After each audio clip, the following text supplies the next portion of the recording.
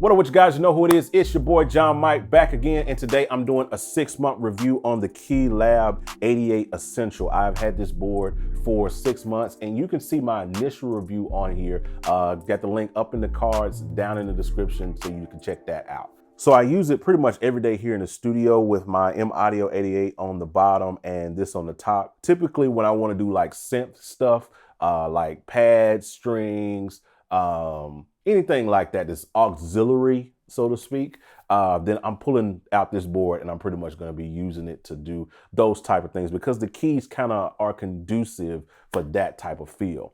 Control wise, of course, you're getting, and I talked about this in my initial review, so I won't go like too deep in it, but you're getting like faders, knobs, all these different things. You got beat pads, you got transport controls, all of those things that I really don't use at all. I'll just be quite honest with you. If I took this out live, I probably would use these faders for like controlling volumes on sounds and stuff like that. So it has its merits in terms of control. It's probably one of the best controllers out on the market for control.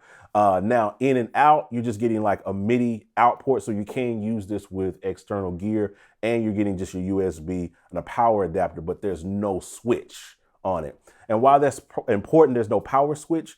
Why that's important is because this thing goes into like this little screensaver type mode after it's been sitting for a while. It just kind of starts, the lights just kind of start like doing this little light show, I call it. And the thing about that is because there's no power switch, when I leave out of the studio at night, the only way to cut it off is to actually unplug it, you know, completely. Otherwise, the light show just stays on all the time. Now, there is a way to turn it off in the, firmware settings, which we're going to talk a little bit more about firmware stuff in a little bit, but it's out the gate, it just does that little kind of screensaver thing, and not having a power button is kind of a little thing for me. I just prefer, like when I'm leaving out of the studio, just cut everything off. So I always end up unplugging this, because there's no power switch, conserve energy, save the planet. You know what I mean? Now the keys leave a lot to be imagined for me, being like a piano player, more like broad player where I do piano stuff, I do synth stuff, I do auxiliary work. I'm always doing different things, string programming, you name it, I'm doing it on a day-to-day basis.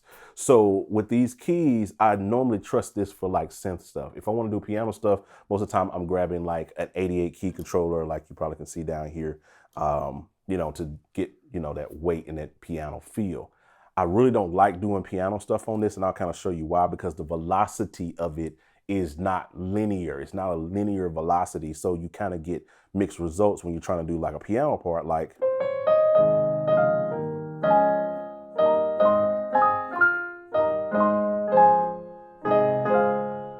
And that's the same velocity as me playing down here on my big, 88 key.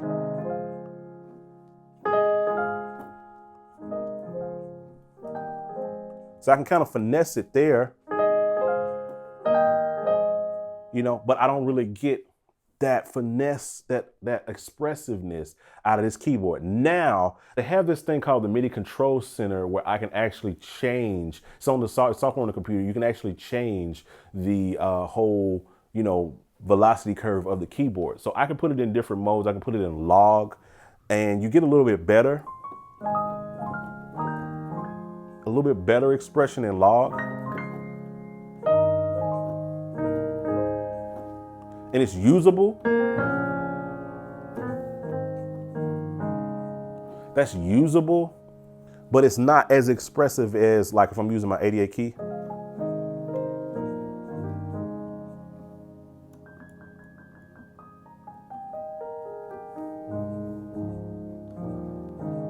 You know what I'm saying?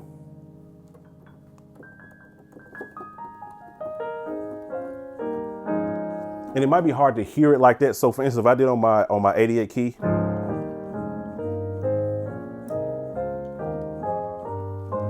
and it came down here, same velocity, you can hear there's a very stark velocity difference. And because this is spring loaded, these are spring loaded keys, so they're synth action. They're not really weighted. You only kind of get that real piano feel from something that is weighted. that has some weights with it. It gives you a little bit more layer of expression. Now this is usable, but it's not something that I would trust cutting piano on or even playing live with. I'm just being honest. That's my honest opinion.